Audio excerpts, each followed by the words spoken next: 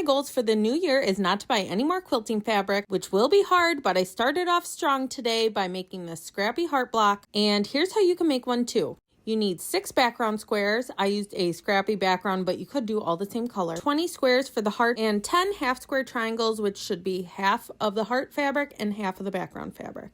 So you take all of these pieces and lay it out just like I'm doing here. I went with 2-inch squares, which will give me a 9-inch finished block, but you could do whatever size you like, it'll work. You just want all of the squares to be the same size. Play around with the layout as much as you want until you are happy with how it's looking, and then start putting all of your squares together by sewing them with a 1/4-inch seam allowance. I did rows first, and then I put my rows together. So then I put together rows 1 and 2, 3 and 4 and 5 and 6. I did press my seams in alternating directions so I could nest my seams. And then once you have rows put together, you get all of the rows put together and you will have a finished heart block. Since this block is unfinished, it looks a little weird at first because the outer squares are 2 inches instead of 1.5, but then I added a border around mine. You can make just one of these blocks into a wall hanging or a pillow, or put a bunch together and make a whole quilt. I'm going to practice some hand quilting on mine and make a little wall hanging.